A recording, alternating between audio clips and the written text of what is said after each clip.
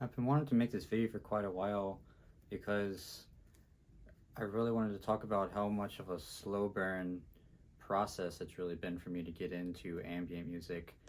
Probably more than any other genre of getting into any genre in my entire life, has it really just honestly been like a whole like kind of life process and to an extent. And I wanted to make this video because like really just in the past years it really been clicking with me, and have I really fallen in love with ambient music. And I kind of wanted to just go through my process of getting into ambient music, and if people are interested in getting to ambient music, then this could be a way to maybe help them. But this is mostly just like my journey of getting into it. Is I just been thinking about it recently, and just all these years of just listening to certain music and realizing the ambient aspects of this music, and was probably one of the reasons why fell in love with this certain music in the first place. Can really trace back me really being exposed to ambient music mostly just through old video games and just soundtracks and movies. And I was like listening to it now, and probably one of the reasons I really have fallen in love with it is just like think like how listening to ambient music can bring me back to those times and make me just imagine things like that, like say like in a big movie, just some like incredible like I don't know, just like cloud formation or like some like big explosion or something, just like in slow motion, and just like ambient music playing. That's just something I picture in my head sometimes. And just like that, I get that now, just like kind of like staring off into like a pretty sunset or the clouds or something really incredible looking clouds, and either the sunrise or sunset. That's just kind of what it makes me think of to an extent. So yeah, that's where I can really trace it back. I've been exposed to it. Most people have probably been exposed to some form of ambient music in their life. But I'd say my journey really starts, I'd say probably about 8 years ago. It's really where I kind of pinpointed it down to. Back in 2016, I started really getting just more interested in just like different types of music in general. I've made a video about just like my journey with music, and I kind of go into depth about that too, but I was getting just like more open-minded to different types of music and not really listening to anything mainstream really at that time. And I got really into the band MGMT. I had been into them in the past. I'd heard some of their more poppy stuff they had done before that, mostly just their first album. But I got intrigued by them again, and I really started listening to their self-titled album, which is probably their kind of weirdest and more experimental album in their catalog. Very neo-psychedelia. They really went into that on this album. And it took me a while to really get into this album, but something kept pulling me back into it. And that's usually some of my favorite albums of all time. That really has happened with me. And but with this album, there's just like, and a lot of the albums that I'm going to go over in this video are not like straight up ambient albums, but they have ambient textures in them, and this is why this process took so long to get into it, because it was just like I couldn't just listen to straight up ambient music. I would like get bored or whatever. So this is just like, was like a stepping stone. And this album just had a bunch of just like cool like electronic passages that were like atmospheric and interesting sounding, and they just like plucked something in my head.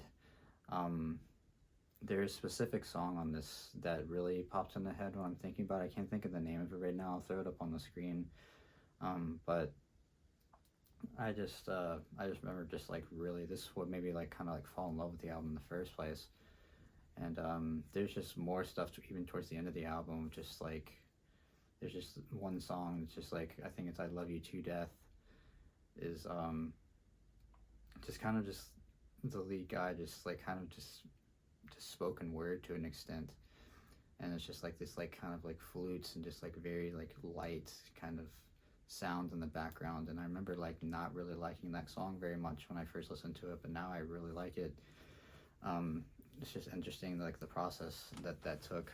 But yeah, it's kind of an interesting thing to most people wouldn't think of MGMT when they think of ambient music, but there's definitely some of that in there. And ambient music really is just mixes in with certain music to create this atmosphere, and atmosphere is just like so important, and really what just like it just like puts me in like a state of awe or something, and just like I said, just plucks something in my nerve, like in my brain, plucks a nerve in my brain, whatever you want to say. But the next artist I want to talk about, and this skip forward a few years, like 2018 or so, I was getting more into extreme metal music. I never really dug too deep into more like death metal or black metal or doom, any stuff like that.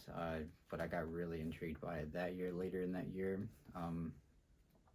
And I would say the album that some people have heard of it and will probably can see the ties here is Burzum's Philosophum. I've talked about this album a lot on this channel to begin with, but Burzum and just a lot of atmospheric black metal in general had a lot of ambient music mixed in, a lot of dark ambient music, and that just like fit the vibes very well. Like it was like this very like the ambient music's obviously very just like light and kind of beautiful, but then like the black metal seems like a polar opposite of it, but they work so well together because the black metal is just so harsh and abrasive and wild, and it's just, but they just complement each other so well. And I feel like he really did a good job on this album of creating that atmosphere and bringing those two things together, implementing the ambient music into the album, especially with the 20-minute long song, implement just a straight up ambient track. And that just like really intrigued me. It plucked something in me. I was like, this is like interesting. And like, I will not lie that I didn't used to listen to the long track very often, but I remember I was going on walks and stuff a lot and listening to that album, and I remember just like certain times of like really liking it and being into it. And but yeah, and of course Burzum went on to make straight up just kind of ambient albums, kind of known as dungeon synth, or like this dark ambient subgenre kind of in a way. Began when he started making his prison albums, and I actually have two of those on tape right here I've talked about before, but these two that came out in the 90s while he was incarcerated.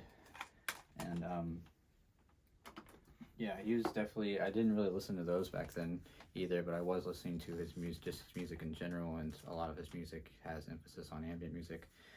And yeah, that was just a really interesting thing, and that's just something I still see within black metal music, and something that's really cool. I still love black metal in itself, just like the pure raw black metal, but I actually like find myself excited when there's actually ambience and like embedded within it, and I look forward to the ambient tracks a lot more than I used to in those albums. Well, moving on from there, I'm just going to skip forward another 2 years actually into 2020. Actually around this time of year, this is probably exactly this time of year, 4 years ago, I really got into David Bowie's later albums during the Berlin trilogy, the first two albums, Low and Heroes. And I remember getting into them, and just I had both of them on LP. I still have them both. Actually, I could show them just because why not? But I just was really interested in him in general, and I remember like hearing the other side. I remember like listening to them on streaming initially and stuff, and trying to get into them. I was like intrigued, and it didn't really click with me at first, but then I just like really just started listening to them. Something was just pulling me back once again, pulling me back really hard, and I just wanted to keep listening to them over and over again. And then at first I wasn't looking as much, I wasn't as excited about the second sides, which had the ambient tracks on them.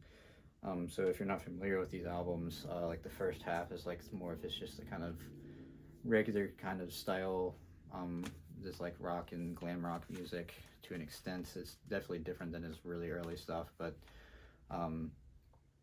but then the second sides were both just almost fully ambient, and I thought it was really cool, and I really started falling in love with that sound, and I really started spacing out to it. Like, I remember laying in my bedroom and listening to the albums, and just every time I would keep listening to them, it just would intrigue me more, and I really got into it more, and eventually started finding myself excited, looking forward to those second sides, and now I absolutely still love those albums, and I really mostly just love the ambient tracks on them. I still love the other music on them too, but I love the albums as a whole, but the ambient sides, just especially on Low, I just really love them, and Low really honestly has a lot more ambient than Heroes does. But that was a big stepping stone of like kind of like just David Bowie working with Brian Eno, and I had heard of Brian Eno in the past, actually kind of a tie to MGMT again. He has a song called Brian Eno, and I was like, oh, like, who was Brian Eno? I didn't really know much about him, and then I looked into him and all that, and I still to this day haven't really listened to much of Brian Eno, his solo stuff, but he obviously worked with David Bowie on those albums and created some really incredible ambient music that I still really love, and really it was getting just pushing my foot in the door a little bit even more with that. And around that same time, I want to mention another band called Orchestral Maneuvers in the Dark, especially with their album Architecture and Morality.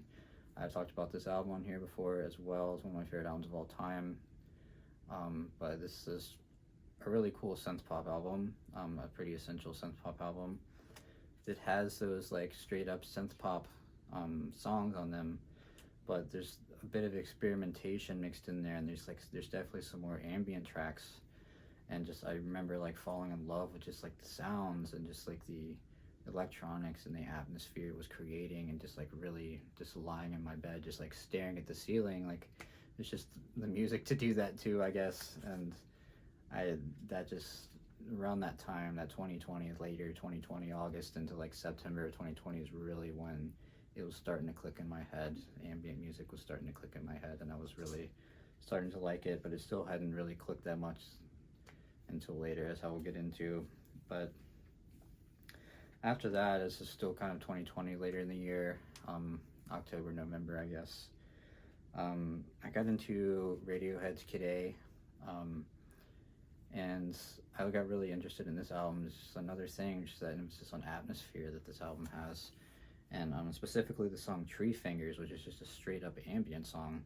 And once again, at first I didn't like that song, and I would skip it quite often, and then now I love it, and I don't really listen to that album anymore for personal reasons, but that song sticks out to me, and just like there is a whole just air of atmosphere and ambience to the album, and that was just a lot different than the sounds they had done before, and I really just fell in love with that album as well. And then like going into the next year, a little bit earlier the next year, I want to note My Bloody Valentine with their album Loveless. This was definitely a big change for me, a big game changer for me too. Like obviously the shoegaze album, and I feel like shoegaze and ambient can kind of go together in a way, as they kind of create those textures and they create that atmosphere that you get from those genres. And this album definitely has a lot of just straight up ambient sounds, and just like straight up ambient songs on it. And I really, it was just cool like thinking back to these times and like really realizing these things. Like I wasn't like putting it together at the time when I was actually really getting into these things. But yeah, I still love this album. I actually have a copy of that as well. Might as well show it, because why not? But just it's really cool, and I just love how the album cover really depicts the music very well too. But one of my favorite albums of all time as well. It's just really unique. Like people have tried to copy their sounds, and when it comes to shoegaze, it's really hard to beat that album for me. And it's just, I don't know if anybody can really completely replicate the sound, and like really, I mean, you can replicate the sound, but it's not going to be as unique as that album was when it came out, and nothing will really compare to it, in my opinion. Um, and then moving on from there, this is 2021 time now. I was still really into David Bowie. I was digging into his back catalog a lot, and like getting into like his '90s albums and such, where he was experimenting a lot more with his sounds. And his last album that he released in 2016, Black Star. And I remember him saying his main influences for that album were Death Grips and Boards of Canada. And I had been into Death Grips at the time as well, and I'd never really heard much about Boards of Canada. And I looked into them and started listening to them, and they really intrigued me. Their sounds, like this, I was listening to Music Has the Rights of Children specifically, and it didn't really. I liked it and I was really intrigued by it, but I didn't really get that into it at the time. It was honestly like this kind of like eerie, like unsettling vibe that I got from it that made me not want to go back to it as much. But I have since then really fallen in love with it, which I was talking about in my last music update video, and I will probably come back around to that and talk about that later. But this was when I first got exposed to them, and that was another foot in the door for me to just like having this ambient sound, and just like why these electronic sounds, like why I love them so much. And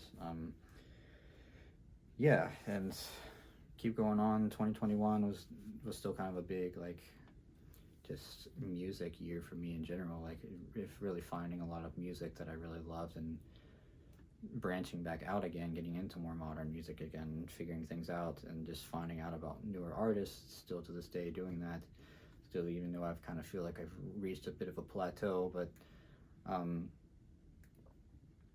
I want to talk about one of my favorite artists of all time at this point is JPEG Mafia.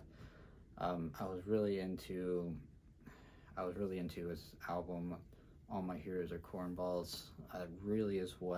This is the album that really got me into him, and I was listening to it like almost every day when I first got into him. And also mentioned just his EPs that had released at that time too, late in 2021, EP and then EP2, and but it really was All My Heroes Are Cornballs that really like got me into him.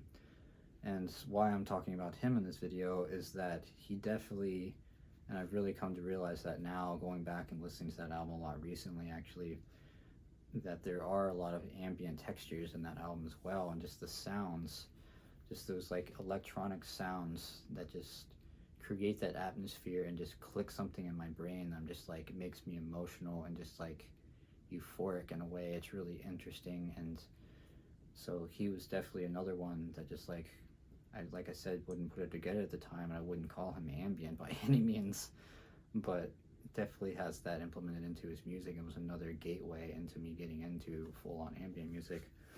And then around that same time as well, I guess this was kind of skipping towards the 2022. Later in 2022, I got really intrigued by the series Twin Peaks that was out in the 90s, the early 90s. I'm sure most people have heard of this show. It was fairly popular at the time, I guess, and mostly just has a cult following now to an extent. But I really found out about the show really through the folk artists, the Microphones, also known as I'm blanking on Mount Erie, same artist, but I was listening to the Microphones album a bit, and I was interested in the Microphones music, and like I guess they could even have some like somewhat ambient feels to them to an extent, but I thought it was interesting how they implemented like black metal kind of sounds and into their like indie folk music, which is really interesting to me. But I got turned on to Twin Peaks because I knew that artist was really into them and like got influenced by them, and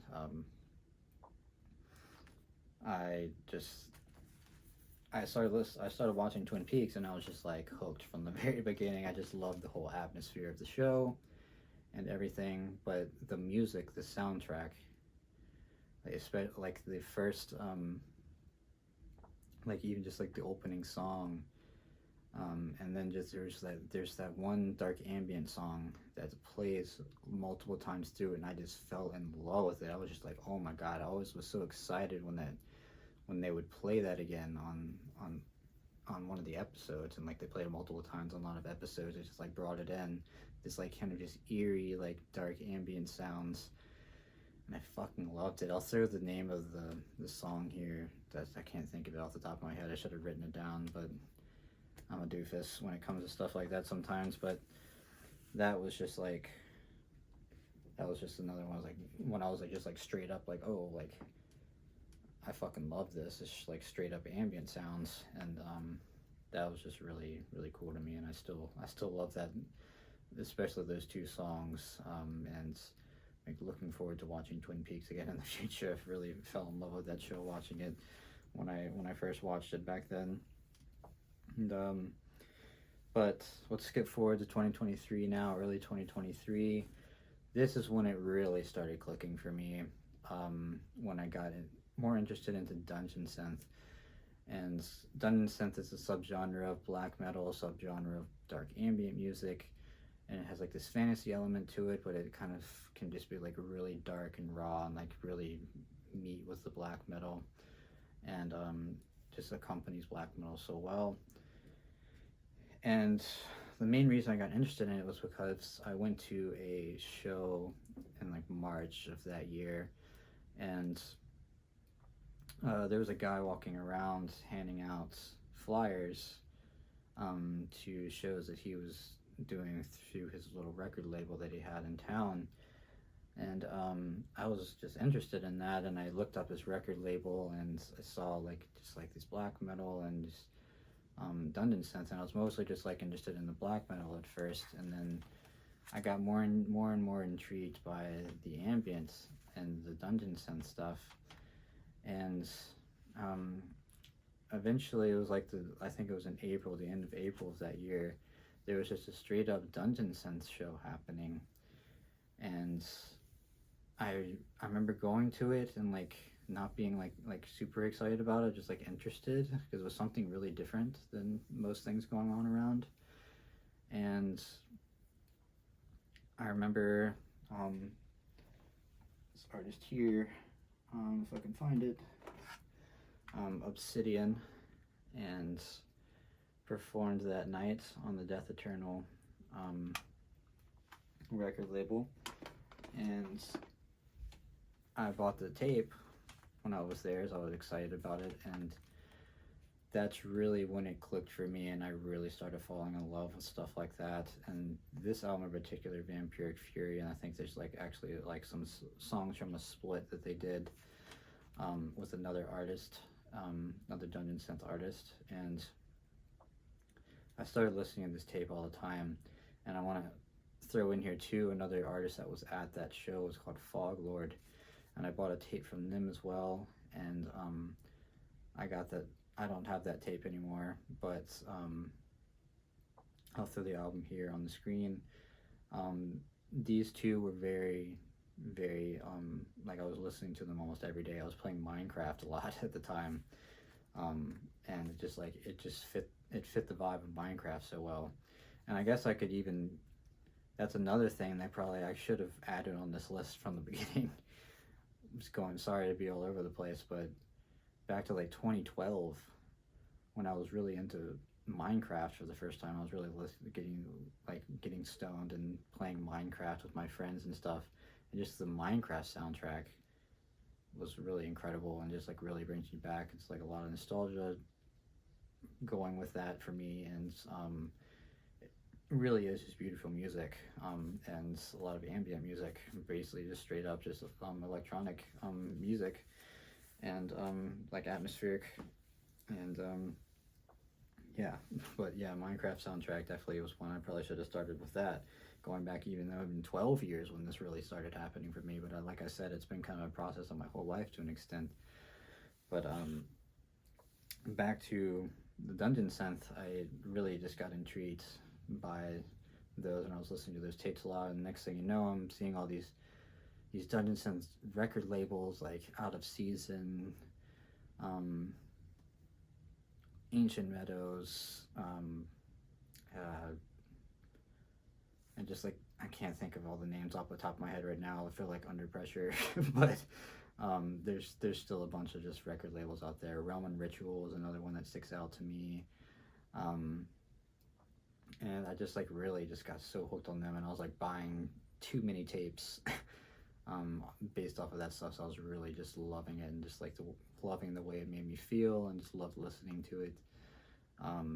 But that was a big time. That's really when stuff started clicking for me. Still not like, because people wouldn't call it straight up ambient music, but I guess yeah, I'd say it is dark ambient and like fantasy style music for the most part within that. And that was something that really got me into like true ambient, and like really just like being able to sit down and listen to just full albums of just ambient music. I just used to get so bored with it. Like I was just like, oh, this isn't great. But then now it's just like, in that time, it really started clicking for me, and I just really loved it, and I kept going back to it, and I got like really into it, and something I still really love now. But moving on from there, there's another artist that I got into in 2023 called Dernier Volonté. I've talked about him on here before. He's a French artist that started out with a lot of like industrial, and his second album, Les Fruits Sacrés, is another one that really had a lot of dark ambient music, and I really started really liking that album. I was listening to it at work a lot when I was going on long rides and like on like a gloomy day, and I really got hooked on that. And so this album was definitely very important for me getting into that as well. And but then I've talked about this artist a ton on this channel, and I just still probably my favorite music, some of my favorite music of all time. I just like the way it makes me feel, just the way the sounds just hit me and the atmosphere it creates.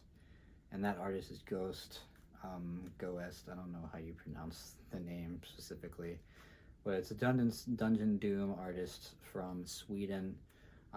Very underrated, very under the radar, underground. Dungeon Synth is a very underground music genre and niche music genre in the first place.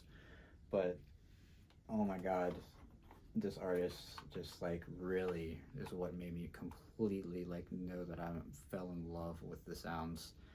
And I'm just like, man, like this is incredible. I just want to listen. I wanted to listen to it all the time, and I still just like every time I put it on, I love the shit out of it.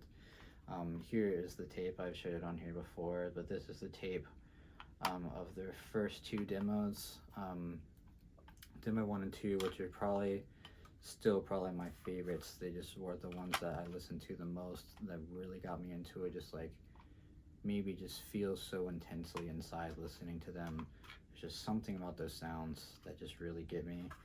And this tape I think was only only 20 of these. So this was number 11, as you can maybe see on there. But I was so excited to find this tape. So I found it on Discogs actually the end of last year. And I was so excited, and it was like a little Christmas gift to myself when I found this. I was like, I need to have this. So I absolutely love this music. The music on the tape is actually pretty shit. It's very lo-fi and not very good quality, but it's still the music, and it still has a quality behind it when I do decide to listen to it on this. But I have all of their demos printed out on a CD. I talked about that in my Burning CDs video, which is the last video I made. But man, that is the artist that really clicked for me. Like, that was towards the end of last year, and I still just absolutely love them, and that's really when it started clicking with me, and I got more interested in just ambient music in general. And actually even like played it. Another thing that kind of got me into it was when I was just like playing around on GarageBand, and just like you have so many different synths and synth sounds and atmospheric like synth things on there, and I created my own little like ambient album, just like putting textures on and synths and stuff. And just like I remember I was just bored as shit at work in like the middle of July, and just like was making those sounds. And that's when I was like, wow, this is something like, if I can sit here and do this, I think I really really enjoying this music now. And But one more artist I just wanted to mention here at the end, because now I am definitely a very big fan of ambient music, and recently it has been Boards of Canada has really come up again, and I've completely fallen in love with them, especially this album here, if I can get it out, their GeoGaddy album. This is one, like, didn't click with me at first either. I was really into Music Has the Right to Children, and I was listening to that like a few months ago, like getting back into that and listening to it a lot. And I was like, why don't I check out GeoGaddy again? And man, it just like really clicked for me for some reason. I don't know why it didn't click with me before, but it really clicked with me, and I completely fell in love with this album. And they're just incredible. I mean, they're not, I wouldn't call them straight up ambient artists, but their music is definitely ambient, and they have like some down tempo and like hip hop instrument like implemented in with their sound, but they have just straight up ambient songs. They have just, the whole thing is mostly ambient, intertwined ambient with some